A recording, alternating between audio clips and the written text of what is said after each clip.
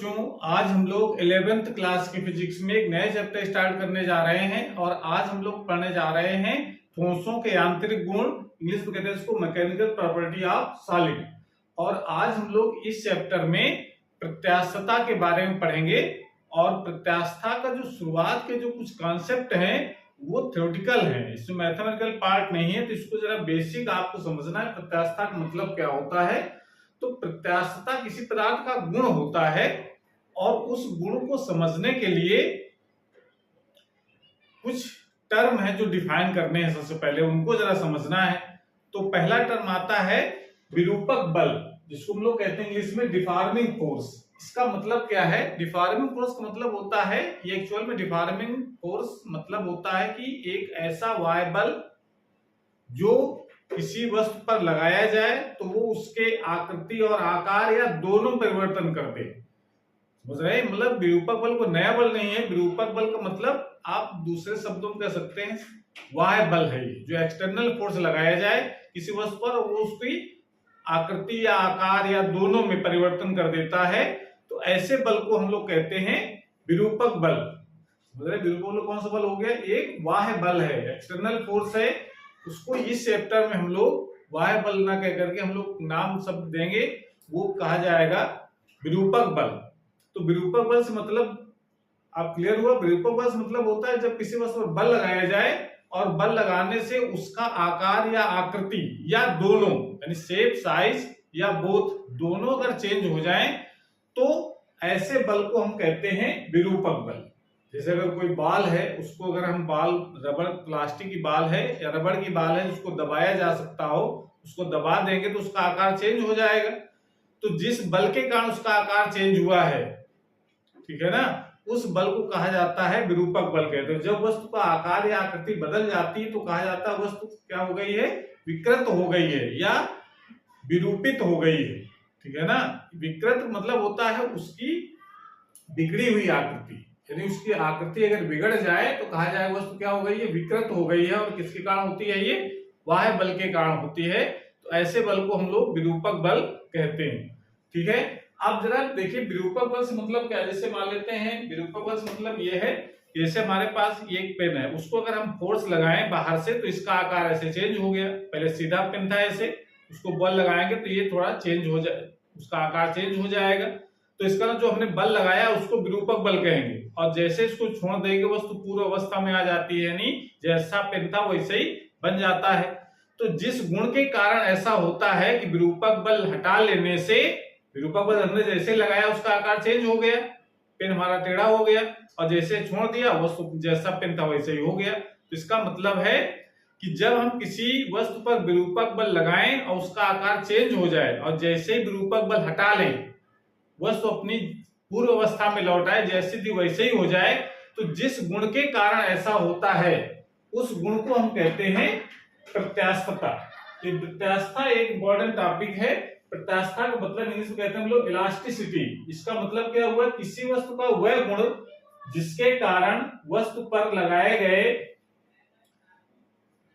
विरूपक बल को हटा लेने से वस्तु अपनी पूर्व अवस्था प्राप्त कर लेती है, प्रत्यास्थता कहलाता है। यानी प्रत्यास्थता किसी पदार्थ का गुण है जो विरूपक बल हटा लेने से वस्तु को अपनी पूर्व अवस्था में लौटा देता है। ऐसे गुण को कहा जाता है प्रत्यास्थता कहते हैं। तो प्रत्यास्थता को डिफरेंस इस प्रकार कह सकते हैं कि जैसे हमने बल लगाया उसका आकार चेंज हो गया, तो इसका मतलब पदार्थ का एक ऐसा गुण है जो वो अपनी आकृति या आकार परिवर्तन का विरोध करता है, और जैसे हम बल हटा लेते हैं वस्तु जैसी थी वैसे हो जाती है। तो इसका मतलब प्रत्यास्थता को इस प्रकार से भी कह सकते हैं कि प्रत्यास्थता किसी पदार्थ का वह गुण है जो उसके आकार या आकृति में परिवर्तन का विरोध करता है, और जैसे विरूपक बल हटा लिया जाता है वस्तु अपनी पूर्व अवस्था में लौट आती है। तो उसको हम इस प्रकार से भी कह सकते हैं। क्लियर हुआ? प्रत्यास्थता का मतलब, प्रत्यास्थता का मतलब हो गया वस्तु पर बल लगाया जाए और उसका आकार और आकृति चेंज हो जाए, और जैसे ही बल हटा ले वस्तु जैसी थी वैसे ही हो जाए। तो ऐसे गुण को जिसके कारण ऐसा होता है उस गुण को कहा जाता है प्रत्यास्थता कहते हैं। तो प्रत्यास्थता के आधार पर पदार्थों को 3 वर्गों में विभाजित किया गया है। प्रत्यास्थता का जो गुण होता है, जो प्रॉपर्टी है इलास्टिसिटी की, उसके आधार पर पदार्थों को 3 वर्गों में विभाजित किया गया है। पहला है प्रत्यास्थ वस्तुएं कहते हैं। पहला प्रकार कौन सा है? प्रत्यास्थ वस्तुएं। दूसरा होता है अप्रत्यास्थ, या उसी का दूसरा नाम होता है प्लास्टिक वस्तुएं। ठीक है ना, जैसे पहला पार्ट हमने बताया है कि प्रत्यास्थ वस्तुएं कहा जाता है, इंग्लिश में कहते हैं इसको इलास्टिक सब्सटेंस कहा जाता है। ठीक है ना, या ऑब्जेक्ट कहते हैं उसको। और दूसरा होता है अप्रत्यास्थ, अप्रत्यास्थ या प्लास्टिक, या उसको सुघट वस्तुएं भी कहते हैं। और तीसरा प्रकार होता है दृढ़ वस्तुएं। तो ये 3 इसके प्रकार हैं। तो अब जरा इनको जरा डिटेल में समझते हैं कि इनके एग्जांपल सहित जरा जानते हैं कि ये कौन सी वस्तुएं होती हैं। प्रत्यास्थ वस्तुएं कैसे पहचानेंगे, अप्रत्यास्थ कैसे पहचानेंगे, और दृढ़ वस्तुएं कैसे पहचानेंगे। ठीक है, इसको नोट कर लीजिए पहले, उसके बाद हम लोग आगे बात करते हैं। सबसे पहले बात करते हैं हम लोग प्रत्यास्थ वस्तुओं के बारे में। तो प्रत्यास्थ वस्तुओं का मतलब होता है कि जब किसी वस्तु पर विरूपक बल लगाया जाए। विरूपक बल शब्द पर क्या होता है? बाह्य बल, यानी कोई एक्सटर्नल फोर्स लगाया जाए तो उसका आकार या आकृति बदल जाए तो कहा जाता है वस्तु हो गई है विकृत या विरूपित हो गई है। जब किसी वस्तु पर विरूपक बल लगाया जाता है यानी बाह्य बल लगाया जाता है तो उसका आकार या रूप बदल जाए तो कहा जाता है वस्तु कैसी हो गई है? विकृत हो गई है, यानी उसकी आकृति बदल गई है, बिगड़ी हुई आकृति हो गई है, और उसको विरूपित भी कहा जाता है। तो अगर किसी वस्तु पर बाह्य बल लगाया जाए यानी विरूपक बल लगाया जाए और उस वस्तु का आकार या रूप बदल जाए यानी वस्तु विकृत हो जाए, और जैसे ही विरूपक बल हटा लिया जाए वस्तु जैसी थी वैसे ही हो जाए यानी पूर्व अवस्था में लौट आए, तो ऐसी वस्तुओं कहा जाता है प्रत्यास्थ वस्तुएं कहते हैं। ठीक है ना, प्रत्यास्थ वस्तु मतलब क्या है कि जिनमें प्रत्यास्थता का गुण पूरी तरीके से पाया जाता हो। ये समझ लीजिए, ऐसी वस्तुएं जिनमें प्रत्यास्थता का गुण पूर्ण रूप से पाया जाता हो कि जैसी थी वैसे ही हो जाए विरूपक हटा लेने से, ऐसी वस्तुओं को हम कहते हैं प्रत्यास्थ वस्तुएं कहा जाता है। इंग्लिश में कहते हैं इसको इलास्टिक बॉडी। एग्जाम्पल, आप रबड़ की डोरी है, रबड़ आप खींचोगे छोड़ देंगे फिर वैसे ही हो जाएगी। ठीक है ना, या इसको दूसरा और भी वर्ड यूज करते हैं क्वार्ट्ज या फास्फर ब्रांच, ये भी पूर्ण प्रत्यास्थ वस्तुएं होती हैं। मतलब देखिए प्रत्यास्थ वस्तुएं तो बहुत सारे होती है। हमने पेन एक दिखाया था, इसको खींचा टेढ़ा हो गया ये, और जैसे छोड़ दिया फिर सीधा हो गया, तो इसको भी हम प्रत्यास्थ वस्तुएं कहेंगे। लेकिन पूर्ण प्रत्यास्थ वस्तु हम उसको कहते हैं जो बिल्कुल एकदम हूबहू वैसे ही हो जाए जैसी थी, एक भी चेंज हमको दिखाई ना पड़े। तो ये कह सकते हैं कोई वस्तु 100% पूर्ण प्रत्यास्थ नहीं होती है, कुछ न कुछ चेंज रह जाता है उस पर। तो लेकिन तब भी हम कुछ वस्तुओं को हम प्रत्यास्थ वस्तुएं मान लेते हैं। तो उन के एग्जांपल लिखेंगे, रबड़ की डोरी है, क्वार्ट्ज है, फास्फोरस ब्रांच है, इनमें चेंज थोड़ा बहुत रह भी जाता है तो उसको हम लोग नेग्लेक्ट मान लेते हैं। तो ऐसी वस्तुओं को कहा जाता है प्रत्यास्थ वस्तुएं कहते हैं। और दूसरा प्रकार है हमारा अप्रत्यास्थ, या उसको प्लास्टिक या सुघट वस्तुएं कहते हैं। इंग्लिश कहा जाता है नॉन इलास्टिक या प्लास्टिक वस्तुएं कहते हैं। तो इलास्टिक और प्लास्टिक दो तरीके की वस्तुएं अभी हम लोगों ने पढ़ी। इलास्टिक मतलब विरूपक बल लगाया जाए, उसका आकार आकृति चेंज हो जाए यानी विरूपित हो जाए वस्तु, और जैसे ही बल हटा लें वस्तु वैसे ही हो जाए जैसी थी, उसको कहा जाता है इलास्टिक बॉडी कहा जाता है, नहीं इलास्टिक वस्तु कहते हैं उसको। और कुछ वस्तुएं होती है जिन पर बल लगाया जाए यानी विरूपक बल लगाया जाए, बाहर से बल लगाया जाए तो उसका आकार चेंज हो जाए, आकृति चेंज हो जाए उसकी, यानी वो विरूपित हो जाए, ठीक है ना, या विकृत हो जाए, और जैसे ही बल हटा लें उसका जो आकार बन गया है पहले वैसे ही बना रहे, उसमें पूर्व अवस्था में ना आ पाए वस्तु, तो ऐसी वस्तु कहा जाता है नॉन इलास्टिक यानी अप्रत्यास्थ वस्तुएं कहते हैं। पूर्ण अप्रत्यास्थ वस्तुएं वो होती हैं जिनमें एक भी वापस लौटने का गुण ना हो। एग्जाम्पल आप सिंपल जान सकते हैं, गीली मिट्टी होती है, गीली मिट्टी जैसे आप दबाओगे उसका आकार चेंज हो जाएगा, लेकिन छोड़ देंगे तो जैसी बन गई है वैसे ही बनी रहेगी, वापस लौट करके उस पोजीशन में आएगी जैसे पहले थी। मान लो गीली मिट्टी को एक गेंद जैसा रूप दे दीजिए और उसके बाद उसको दबा दो, दबाने के बाद वो चिपक जाएगी यानी चपटी हो जाएगी। उसके बाद जैसे बल हटा लेंगे तो वैसे बनी रहेगी, फिर आप खोल करके गेंद जैसी आकृति नहीं बन पाएगी। या सिंपल एग्जाम्पल दे सकते हैं, गुंदा हुआ आटा है, ठीक है ना, सूखा आटा की बात नहीं कर रहे हैं, गीला हुआ आटा है, गुंदा हुआ आटा है, उसको भी हम लोग इस श्रेणी में रखते हैं अप्रत्यास्थ वाले। गुंदे हुए आटा को रोटी बनाने के बाद जब हम बेल लेंगे तो ये नहीं होगा बेलने के बाद जैसे बल हटाया उसके बाद फिर वो ऐसे गोल हो जाए, ऐसा संभव नहीं होता है, ठीक है ना। आटे की रोटी बनने के बाद वो गोल होकर के लोई नहीं कभी नहीं बन जाती। तो इसका मतलब है कि ऐसी वस्तु जिन पर विरूपक बल लगाया जाए उसका आकार चेंज हो जाए, लेकिन जब बल हटा लें तो वस्तु अपनी पूर्व अवस्था में ना लौटे, तो ऐसी वस्तु को कहा जाता है अप्रत्यास्थ वस्तु कहते हैं। और एकदम बिल्कुल ना लौटे तो पूर्ण अप्रत्यास्थ वस्तुएं हो गई, ठीक है ना। तो एक्चुअल में देखा जाए कि ना कोई वस्तु, अभी तक जितनी भी वस्तुएं हैं, ना कोई पूर्ण प्रत्यास्थ है और ना कोई पूर्ण अप्रत्यास्थ है। हमेशा वस्तुएं प्रत्यास्थ और अप्रत्यास्थ के बीच में होती हैं। कोई भी 100% प्रत्यास्थ वस्तु नहीं है कि बल लगाया जाए तो वो वैसे ही कुछ न कुछ चेंज जरूर रह जाएगा। अणुओं के बीच की दूरी बदल जाएगी, परमाणु का जो कॉन्फ़िगरेशन है वो भी बदल सकता है, भले हम अपनी आंखों से ना देख पाए, लेकिन वो चेंज हमको थोड़ा बहुत रह जाता है उस पर। तो 100% कोई नहीं, लेकिन वस्तुओं को हम, कुछ वस्तुएं जिनको हम पूर्ण प्रत्यास्थ मान लेते हैं, उसी प्रकार से अप्रत्यास्थ वस्तुएं होती हैं। किसी का आकार बदला जाए और जैसे बल हटा लें तो वस्तु थोड़ा बहुत वापस आने का प्रयास करती है, पूरी तरीके से नहीं, ठीक है ना।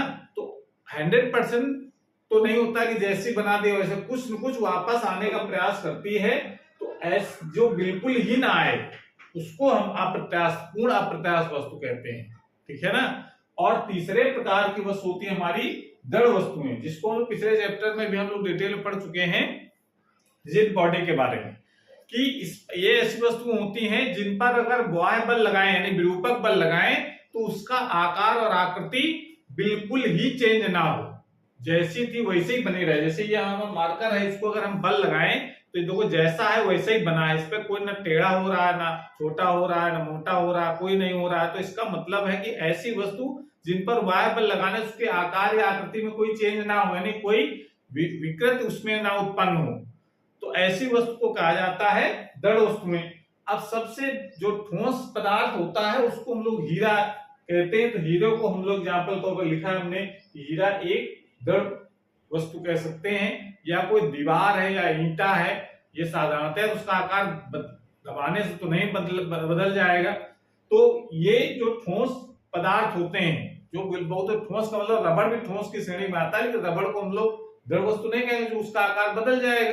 तो ऐसी चीज जिसको दबाने से या खींचने से या कोई किसी भी तरीके से उस पर बल लगाया जाए तो उसका आकार चेंज ना होने पाए या उनके अणुओं के बीच की दूरी कम ज्यादा ना होने पाए, तो ऐसे पदार्थ को हम कहते हैं दृढ़ वस्तुएं कहा जाता है। तो इस तरीके से ये 3 प्रकार के कैटेगरी में डिवाइड किया गया प्रत्यास्थता के आधार पर। अब जरा जानते हैं हम लोग कि प्रत्यास्थता का गुण क्यों उत्पन्न होता है, यानी क्यों वस्तु पूर्व अवस्था में लौट आ जाते हैं। प्रत्यास्थता का कारण हम लोग जानते हैं, ठीक है, इसको पहले नोट कर लीजिए। उसके बाद फिर प्रत्यास्थता का कारण होता है कि एक बल अपने आप उत्पन्न होता है किसी भी पदार्थ के अंदर जो उसको पूर्व अवस्था में लाता है, उस बल का नाम होता है प्रत्यानयन बल।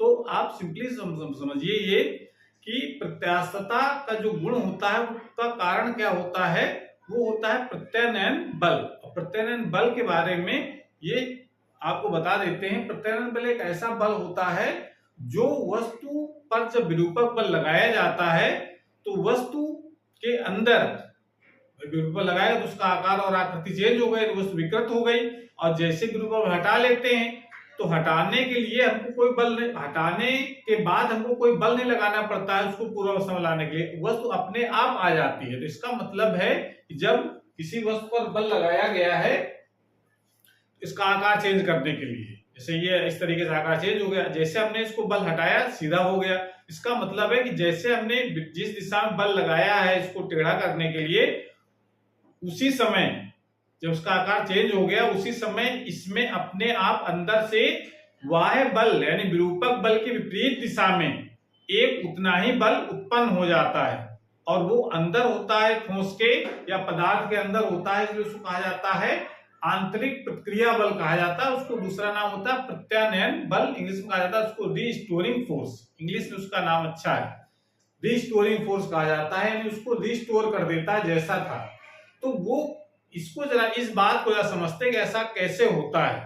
तो इसको समझने के लिए अगर जैसे ये कहा जाता है या माना जाता है कि जो ठोस की संरचना होती है उसके जो अणु होते हैं, अणु या परमाणु को भी कह सकते हैं, वो एक निश्चित क्रम में व्यवस्थित रहते हैं। ऐसे ये ठोस की संरचना हम दिखा रहे हैं, उसके अणु ये हैं, और एकदम ऐसा तो नहीं होता एकदम सटे हुए होते हैं, उनके बीच कुछ खाली स्थान भी होता है। यहाँ जरूर बोर्ड में खाली स्थान ज्यादा दिख रहा है, तो इतना होता नहीं, कि समझने के लिए इसको बनाया गया है। और ये जो अणु होते हैं ये स्प्रिंग जैसे आकृति से जुड़े रहते हैं, स्प्रिंग जैसी आकृति से, स्प्रिंग से नहीं जुड़े होते हैं, स्प्रिंग जैसा उसका व्यवहार होता है। ये सारे जो अणु होते हैं वो इस तरीके से जुड़े हुए आप मान लेंगे तो उस कहानी समझ में आएगी। ये स्प्रिंग्स वाले सारे जोड़ दिए गए, ये बुक में इस तरीके से एग्जांपल लेकर के समझाया गया है,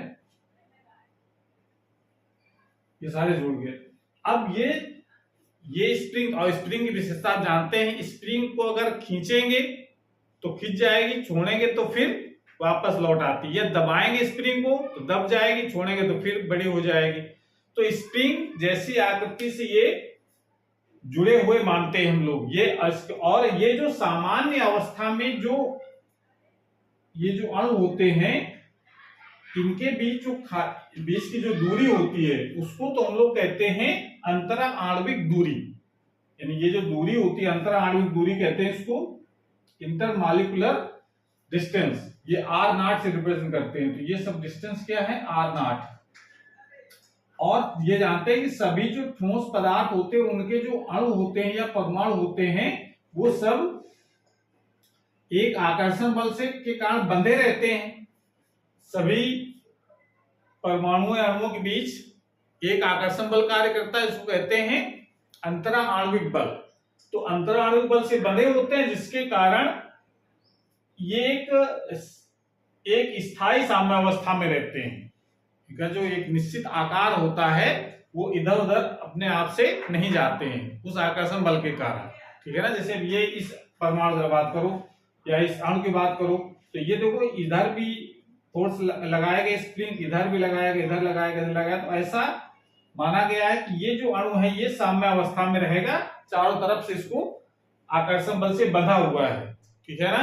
और जब हम इस पर बल लगाएंगे, जब इनको बल लगाएंगे तो ये भाई बल लगाएंगे तो ये स्प्रिंग खींचेगी, स्प्रिंग खींचेगी तो अंदर तरफ एक बल उत्पन्न हो जाएगा। इस पर बाहर तरफ बल लगाएंगे हम, इस तरफ अगर बल लगाया हमने एक्सटर्नल फोर्स, जिसको लोग कहते हैं डिफॉर्मिंग फोर्स, एक्सटर्नल फोर्स लगाया, लंबाई बढ़ी यानी अणुओं के बीच की दूरी बढ़ेगी, तो जैसे ही बढ़ेगी तो इसकी साम्यावस्था परिवर्तित होगी, और साम्यावस्था परिवर्तित होगी तो तुरंत अपने आप इस पर अंदर तरफ एक बल उत्पन्न हो जाएगा जिसको हम लोग कहते हैं इंटरनल फोर्स, और इसको प्रत्यानयन बल भी कहा जाता है। तो इस प्रत्यानयन बल अपने आप उत्पन्न हो जाएगा जैसे आप खींचते हैं, और जैसे इस बल को हटा लेंगे ये जो प्रत्यानयन बल है वो खींच करके फिर वहीं पहुंचा देता है अपनी जगह पर, तो उसका आकार और आकृति जैसी थी वैसे ही बन जाती है। तो इसका पूरी आपकी जो समरी इसको देखा जाए कि जो हमने लिखवाया है इसका मतलब सिर्फ यह है कि जो प्रत्यास्था कारण क्या होता है, एक प्रत्यानयन बल होता है जिसको इंग्लिश में कहते हैं रीस्टोरिंग फोर्स। इसको जरा इसकी थ्योरी आप प्रकार समझ सकते हैं कि सभी ठोस पदार्थों के अणु इस प्रकार से व्यवस्थित होते हैं कि प्रत्येक कण, अणु या परमाणु, ठीक है ना, कण का मतलब ये भी जो अणु या परमाणु जो भी हैं अपने निकटवर्ती कण पर एक आकर्षण बल लगाता है। अपने ये पड़ोस वाला इसके पड़ोस में अगर इसको लगाएगा, ये इसके बगल वाला लगाएगा, इसके बगल वाला, मतलब हर एक दूसरे पर एक आकर्षण बल लगाता है, इसे हम लोग कहते हैं अंतरा आणविक बल कहते हैं, जिसके कारण प्रत्येक ठोस पदार्थ में स्थायी साम्यावस्था बनी रहती है, मतलब उसका आकार अपने आप ऐसे चेंज नहीं होता है, ठीक है ना। इस अवस्था में अणुओं के बीच की दूरी अंतरा आणविक दूरी कहलाती है। इस अवस्था में अणुओं के बीच की दूरी को अंतरा आणविक दूरी कहते हैं, यानी ये जो दूरी होती है उसको अंतरा आणविक कहते हैं। जब वस्तु पर ये तो कहानी होगी उसकी संरचना के बारे में। आप जरा आगे देखो, जब वस्तु पर विरूपक बल लगाया जाता है, विरूपक बल मतलब वाय बल लगाया जाता है, तो वस्तु कणों के बीच की दूरी घटती है या बढ़ती है, मतलब पदार्थ को चाहे दबाओ चाहे घसीटो, अगर खींचेंगे तो बीच की दूरी बढ़ेगी, दबाएंगे तो बड़ी दूरी कम होगी। तो कुछ भी हो, घटती या बढ़ती है, अर्थात अणु अपनी साम्यावस्था से विस्थापित हो जाता है। जब साम्य कोई पदार्थ या अणु साम्यावस्था में रहना चाहता है और जैसे उसको हम खींचेंगे या दबाएंगे तो अणु की जो साम्यावस्था वो बिगड़ेगी यानी विस्थापित हो जाएगा, अर्थात अणुओं में एक प्रत्यानयन बल उत्पन्न हो जाता है। जैसे ही आप उसकी आकृति में चेंज करेंगे तुरंत उसमें एक अंदर प्रत्यानयन बल उत्पन्न हो जाएगा, डिस्टोनिंग फोर्स उत्पन्न हो जाएगा, जिसके कारण विरूपक बल हटा लेने पर अणु पूर्व अवस्था में लौट आते हैं। इस प्रकार ठोस पूर्व आकार या आकृति को में लौट आता है। तो इस प्रकार से यह समझ सकते हैं कि प्रत्यानयन बल का ही पूरा काम है, लेकिन ये गुण उसमें पाया जाएगा जो प्रत्यास्थ वस्तु में होती हैं।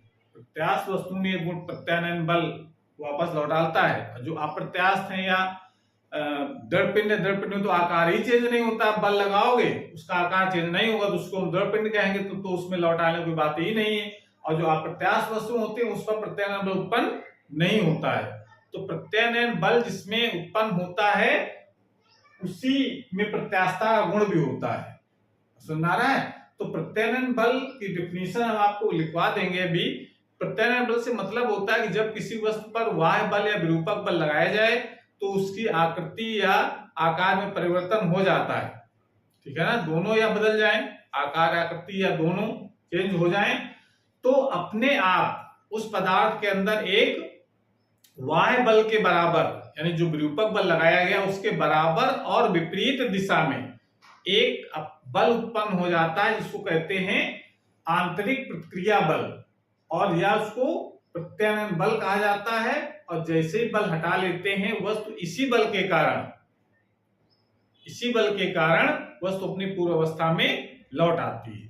तो इस बल को जो अपने आप उत्पन्न हो गया अंदर से उसको कहा जाता है प्रत्यानयन बल। इसको नोट कर लीजिए, फिर हम प्रत्यानयन बल की परिभाषा लिखवा देंगे।